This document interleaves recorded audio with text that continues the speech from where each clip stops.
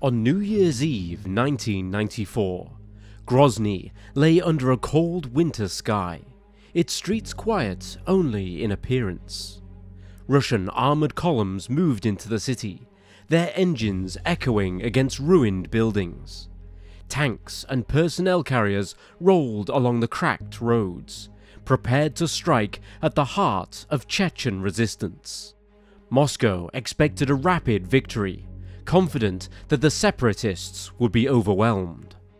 The reality on the ground, however, was very different. Buildings, already damaged from weeks of preliminary bombardment, stood hollowed and unstable. Streets were littered with rubble, burned vehicles, and remnants of homes. Chechen fighters had prepared the city for resistance. Snipers occupied rooftops, makeshift barricades blocked avenues, and hidden ambush points turned familiar streets into deadly traps. For civilians caught inside, there was no safe shelter. The noise of artillery and automatic fire punctuated the winter night, while smoke and dust filled the air, choking those who tried to move or hide. The Russian offensive would quickly become the bloodiest urban war fought by Moscow since the Second World War. Expectations of a swift, decisive battle were shattered as resistance held firm and the human cost mounted. Grozny, the symbolic and logistical center of Chechnya, would resist for weeks, demonstrating both the challenges of urban warfare and the heavy toll it takes on both combatants and civilians alike. In this city, the consequences of war were immediate and devastating. Military objectives, political calculations, and civilian lives were all bound together in the ruins of Grozny. The events that unfolded in these streets would not only define the First Chechen War, but would leave a lasting legacy for modern military operations in urban environments. Welcome to Wars of the World.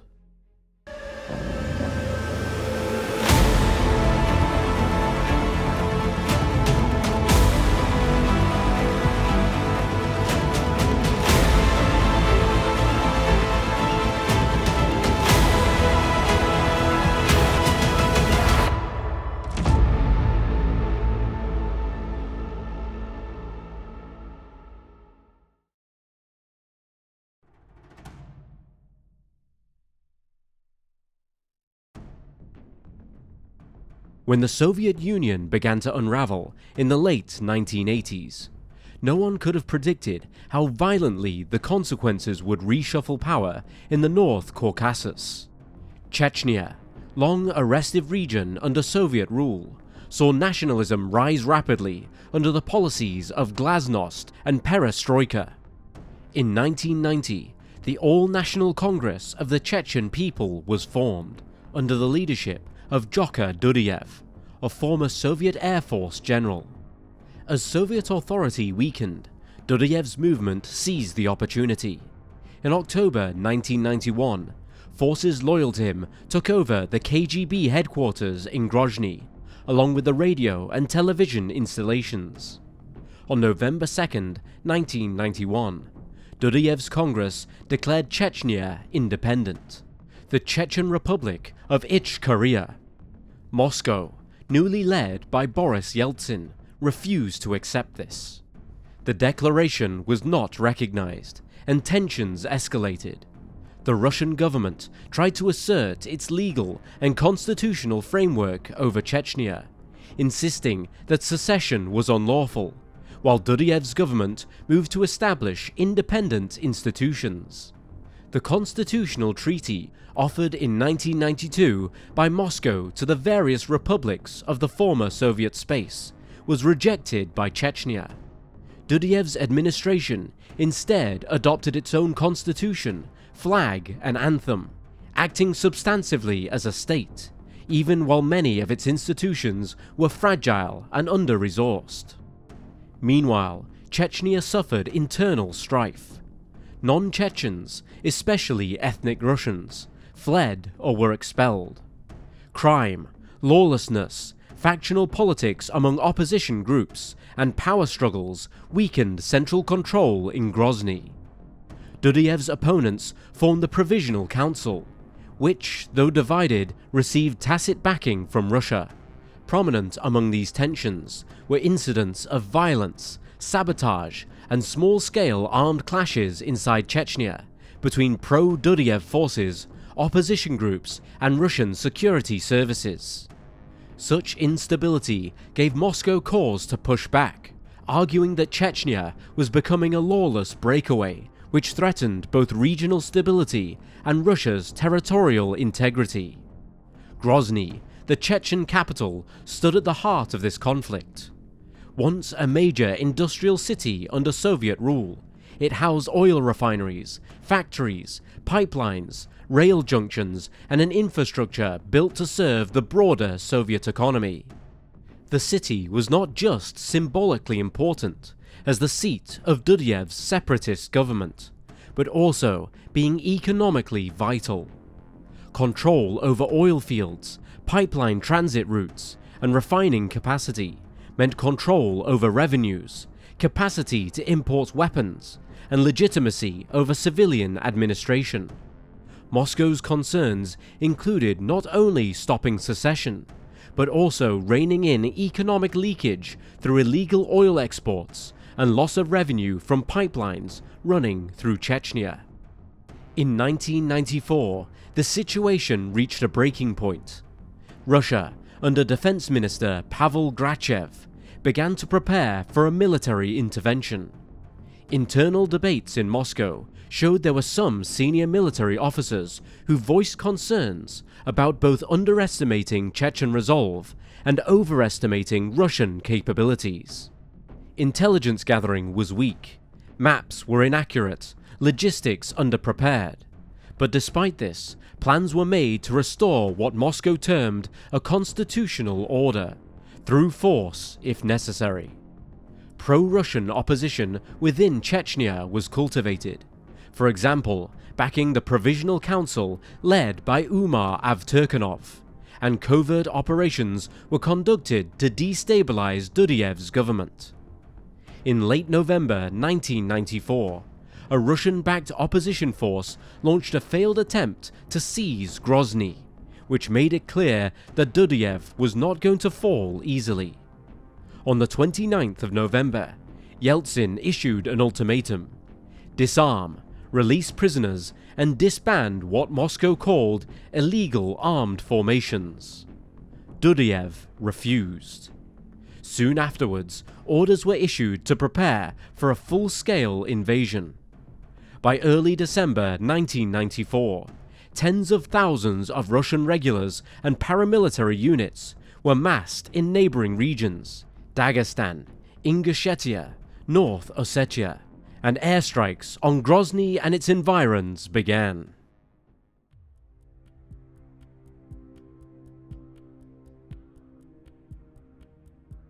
Russian forces launched their assault on Grozny late in December 1994, expecting a swift victory. On the 11th of December, a three-pronged ground advance towards the Chechen capital began, with columns moving in from the north, east, and west. Their aim was to encircle Grozny, cut off supply and escape routes, and force Dudiev's government into submission. One major axis was the 131st Motorized Rifle Brigade advancing from the northwest, supported by the 81st and 276th Motorized Rifle Regiments. Another advanced from the northeast under Rocklin's 255th, and a third from the southwest. The plan was for converging attacks to aim at key infrastructure, the railway station, major arteries into the city, and ultimately the presidential palace. These initial moves were preceded by heavy aerial and artillery bombardment. Russian jets and helicopters, alongside rocket artillery, pounded Chechen positions, villages near Grozny, and even suburban areas.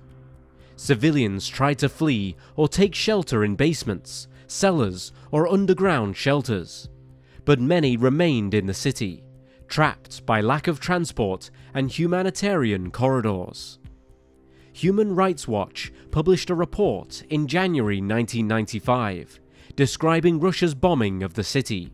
Quote, "Such tactics cruelly punish the estimated 100,000 civilians who remain in Grozny, some tenaciously clinging to their homes, but most lacking anywhere to go or transport out of the war zone. They have been reduced to a brutal, subterranean existence.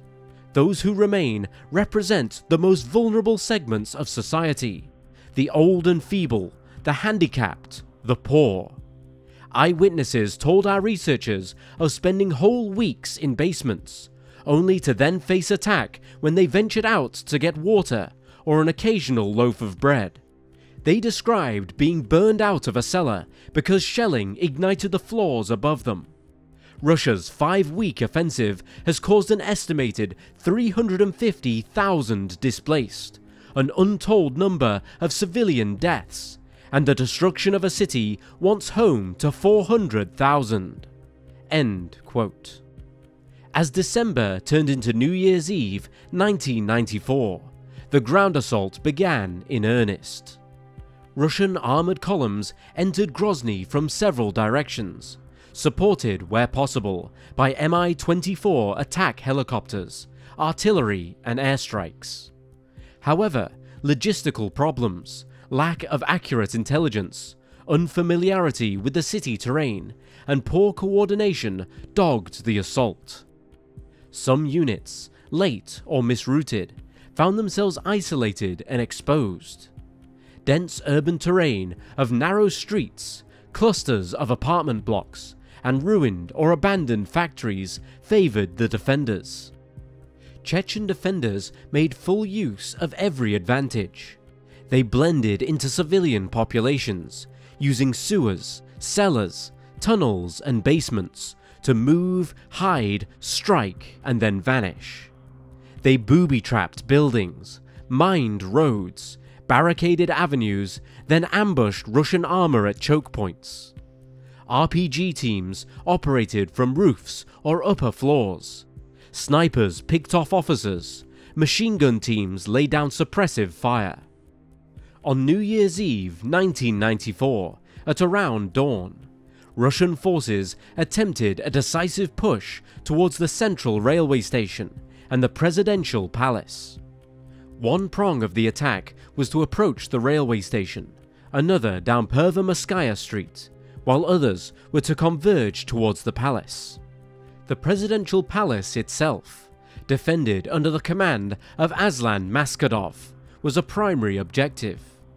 Chechen leadership apparently planned to allow the Russian armour to approach, then strike at them under the cover of darkness. What was intended as a fast and coordinated operation soon became a disaster for the Russians. Armoured units, often lacking infantry support, advanced into ambushes in narrow streets. Bulldozers, APCs and tanks all became targets.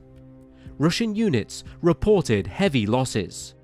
One brigade, the 131st Motorized Rifle Brigade, is widely cited as suffering catastrophic damage near to the railway station, many of its vehicles being destroyed or rendered inoperable in just the opening hours.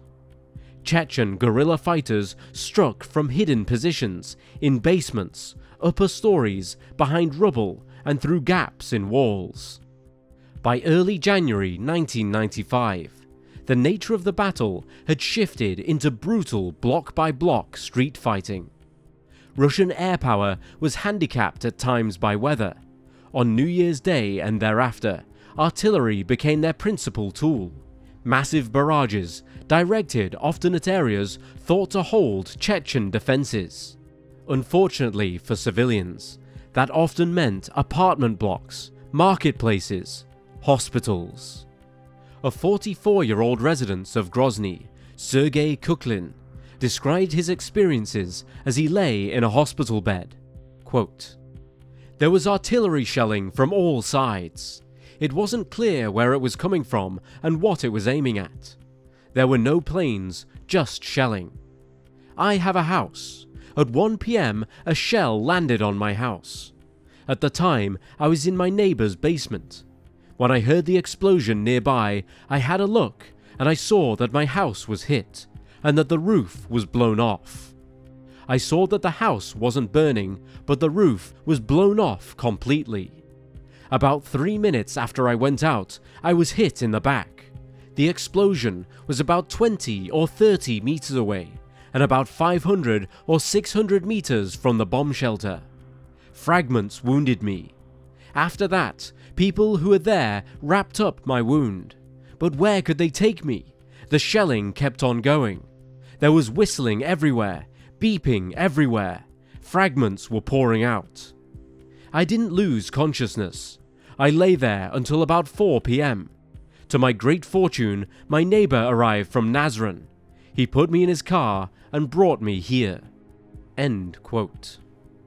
Inside Grozny, Russian units found themselves repeatedly ambushed.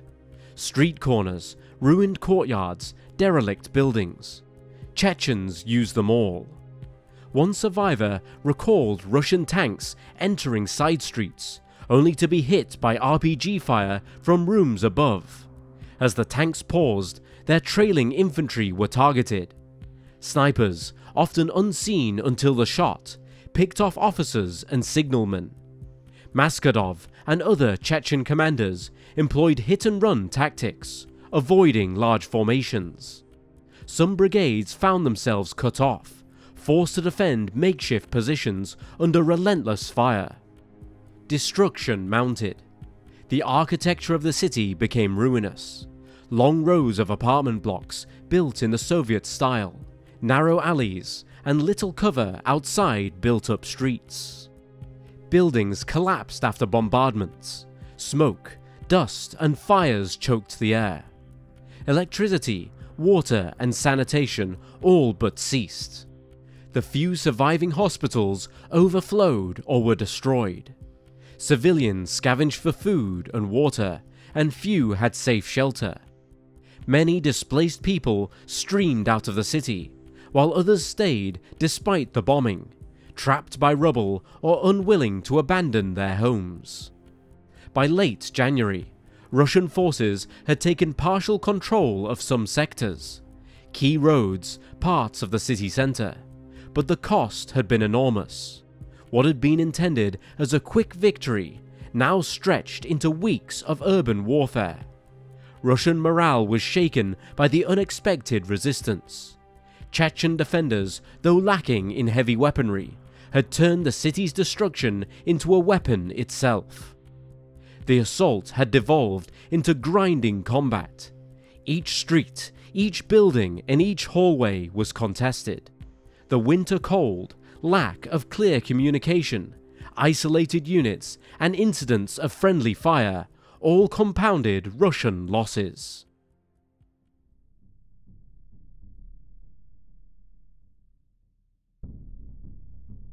By February 1995, Russian commanders realized that Grozny would not fall by shock alone.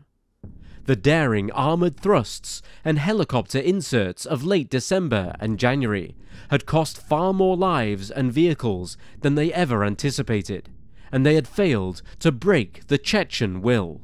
Instead, the Russians moved to a slow and grinding strategy: isolate sectors, tighten control over captured buildings, and apply overwhelming firepower to reduce resistance one block, one building, or one corridor at a time. Russian forces shifted their focus to key strongholds. They systematically cleared the downtown area, the industrial zones, and then moved into the Minutka and Staropromyslovsky districts. The Council of Ministers building, a symbolic and tactical objective, was captured by mid-January after hand-to-hand combat, with the Chechens mounting repeated counterattacks to retake or at least contest it. Meanwhile, Russian bombardment never let up. Artillery barrages, rocket attacks, and heavy bombing made every advance costly. Civilian infrastructure turned into battlefields. Many residential blocks that had been Chechen defensive positions were reduced to rubble. The Russian tactic was attritional: deny supply, exhaust the defenders, and gradually degrade capacity to resist. The Chechens defended fiercely, but increasingly their ammunition, food, medical supplies, and even their water lines were disrupted by enemy fire and logistical superiority. Within the Russian ranks, however, the cost was mounting both materially and psychologically. Armoured vehicle losses remained high. Tanks and armoured personnel carriers were regularly destroyed in ambushes or by teams of anti-armour units. Russian conscripts, and even some contract soldiers, complained of inadequate winter clothing, of having to fight in cold and damp buildings with the water and heating cut off. Command and control remained uneven. Units often became isolated after pushing forward, and communications were frequently severed by damage to infrastructure or by technical failures. Morale suffered, especially when expected rapid advances got bogged down into weeks of bitter, close-quarters fighting. By late February, Russian forces had seized the presidential palace. It was no longer an intact symbol of Chechen power, but a wrecked fortress, its interior gutted and its defenders forced to withdraw. From that point, momentum was decisively with the Russians. The Chechen forces, vastly outnumbered in heavy weaponry, and lacking the capacity to replace destroyed armour or to sustain large, prolonged defensive lines, made more limited defensive stands and counterattacks, but these became more costly and less sustainable. As the Chechens withdrew from some sectors, so too did their ability to mount effective resistance. The Russian perimeter expanded, supply lines tightened, and Chechen routes for reinforcement or resupply were progressively cut. On March 6, 1995, after nearly 10 weeks of relentless pressure, Russian troops finally declared Grozny fully under their control. The downtown, industrial, and administrative core was theirs. Many remaining defenders either withdrew or were captured. The battle was over, though the city itself was a shell of its former glory. Yet the victory for the Russians was Pyrrhic indeed. Russian military losses were significant, even by liberal estimates. Some sources report that the Russian side admitted to about 1,834 soldiers being killed, 4,670 being wounded, and 96 more being captured, while Chechen claims and independent estimates suggest much higher numbers. The loss of armoured vehicles was also steep. Dozens of tanks were destroyed, and many more armoured vehicles were rendered inoperable. The 131st Maikop Brigade, for example, was nearly wiped out in some of the worst engagements around the central railway station. Only a fraction of its original force survived. Meanwhile, civilian casualties and suffering were even more severe.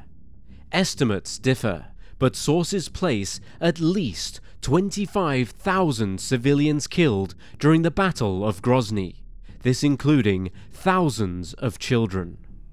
Some of the higher estimates, for example from historian Dmitry Volkogonov, reach 35,000 civilian deaths.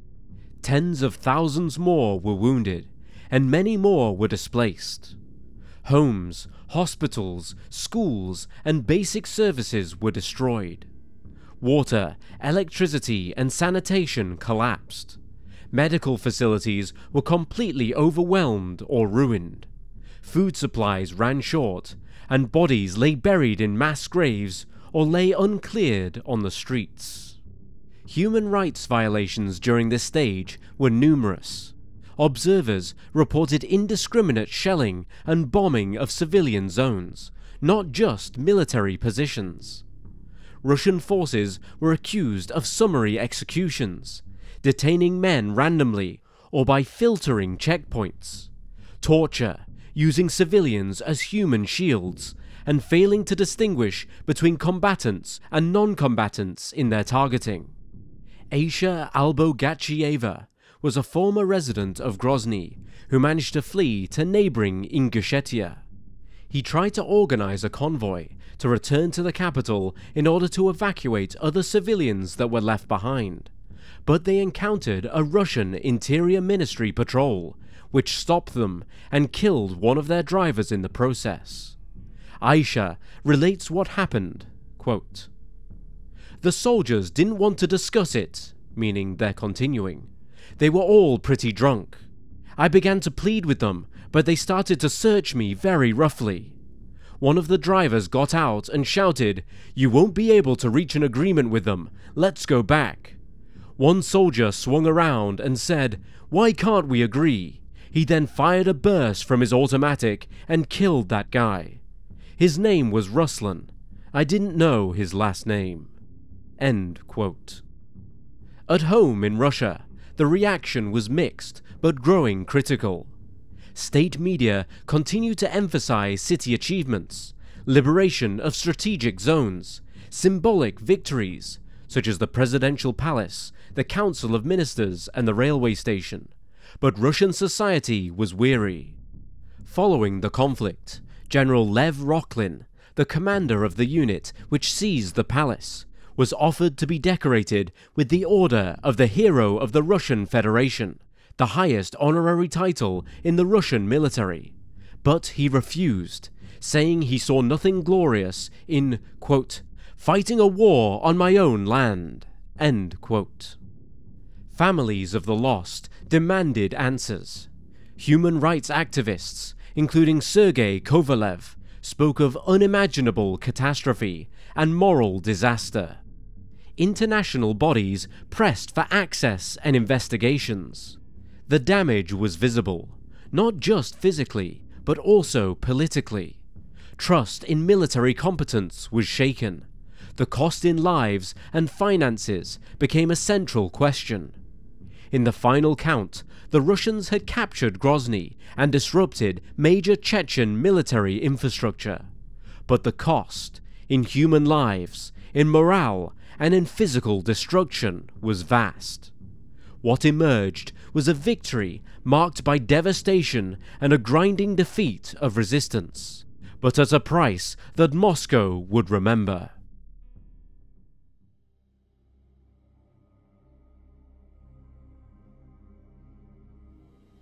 After the Russians declared victory in Grozny in March 1995, the city lay in ruins and Chechen resistance went underground. But the battle was far from over. As the winter turned to spring and the months passed, Chechen fighters regrouped in the mountains and in the ruins of towns, adapting yet again. Officials in Moscow, including President Boris Yeltsin, saw the growing cost in men, materiel, and domestic unease, mounting into a political burden. The stage was now set for a renewed push by the Chechens in the summer of 1996.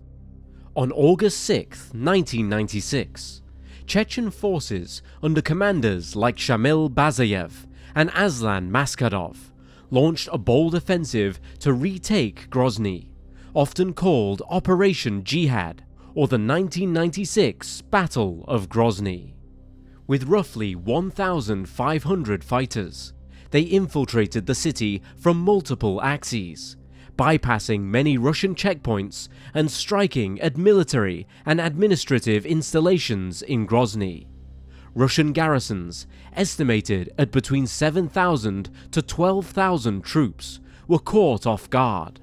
The Chechens encircled many outposts, cut off supply routes, and sparked panic among pro-Moscow forces. Russian attempts to send reinforcements or armour into Grozny were repeatedly ambushed, with columns losing tanks and personnel carriers. Within mere days, the Chechens held control over large swathes of the city, or at least they denied free movement to the Russian forces.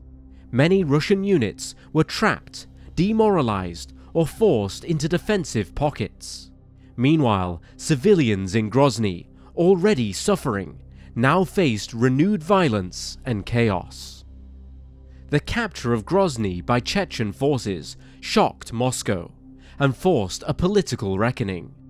Negotiations resumed, mediated in part by figures such as Alexander Lebed, Russia's then Security Council secretary. These dialogues culminated in the Ksaviort Accord, formally signed on August 30th, 1996, between Lebed and Maskhadov. Under its terms, Russian forces were to withdraw from Grozny. Federal troops were to pull out of Chechnya by December 31st, 1996, and joint bodies were to be formed to maintain order and prevent looting in liberated areas.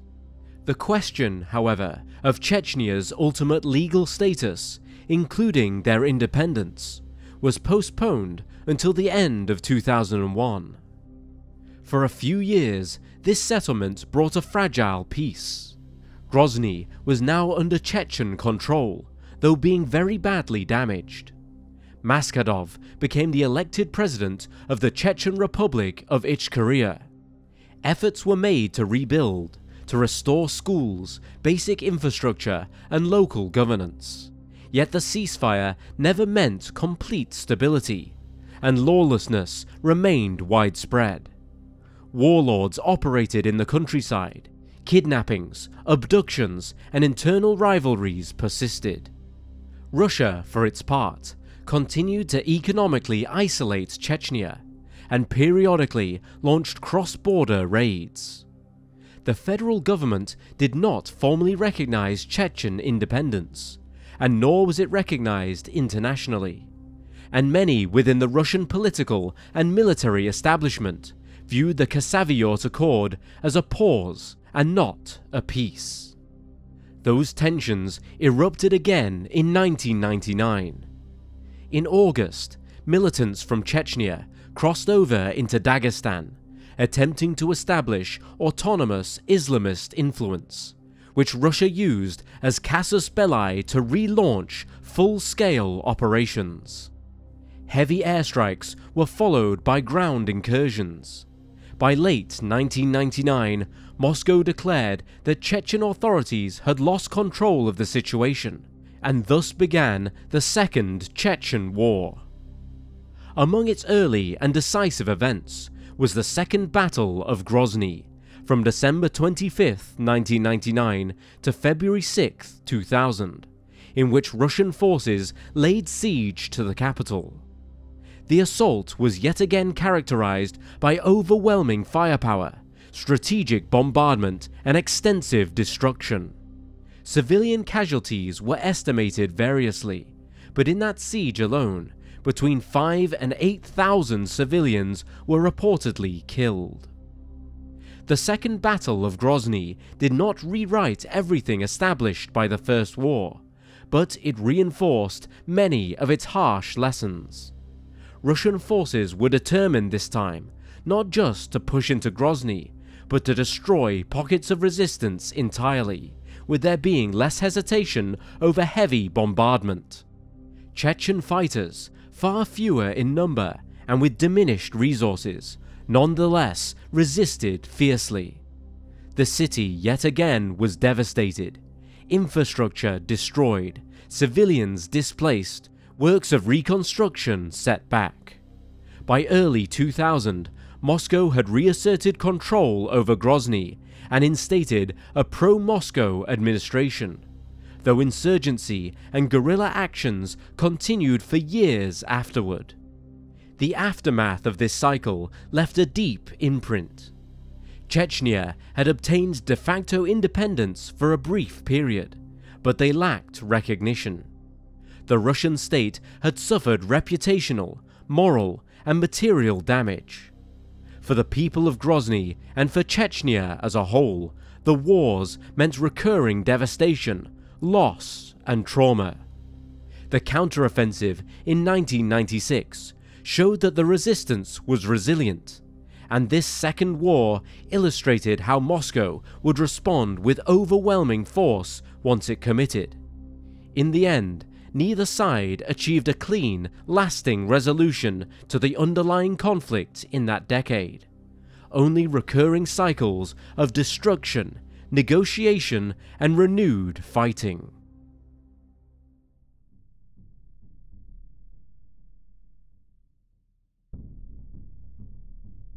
Chechnya today presents a paradoxical image. While the region is officially part of the Russian Federation, it operates with a significant degree of autonomy under the leadership of Ramzan Kadyrov.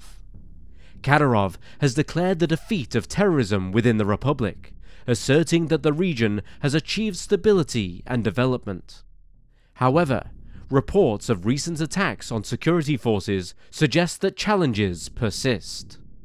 Despite this, there are some international actors, such as Ukraine, who recognize the Chechen Republic of Ichkeria as temporarily occupied by Russia in 2022. The First Battle of Grozny profoundly impacted Russian military doctrine. The initial assault revealed significant deficiencies in urban combat tactics, leading to a re-evaluation of strategies for future conflicts. Lessons learned from the battle emphasize the need for improved coordination, intelligence gathering, and respect for civilian infrastructure. But while these insights may have been integrated into Russian military training and operational planning, with regards to the current conflict in Ukraine, Russia's urban combat strategies have often mirrored the initial tactics used in Grozny, characterized by extensive bombardment followed by infantry assaults, sometimes referred to as meat grinder tactics. For instance, in the battle for Mariupol, Russian forces employed similar heavy artillery and airstrike tactics, resulting in significant civilian casualties and extensive damage to infrastructure. Internationally, the Battle of Grozny has become a cautionary tale for modern militaries. The extensive destruction of the city and the high civilian toll underscore the complexities of urban warfare and the challenges of distinguishing between combatants and civilians. The conflict has spurred discussions on the ethical implications of both military strategies and the importance of adhering to international humanitarian laws. Military analysts and historians often reference the battle to highlight the necessity of adapting tactics to the urban environment and the unpredictable nature of such engagements. The Battle of Grozny serves as a poignant reminder of the devastating consequences of urban warfare. Its legacy continues to shape military strategies and policies, emphasizing the need for careful planning, respect for civilian lives, and adaptability in the face of complex combat scenarios.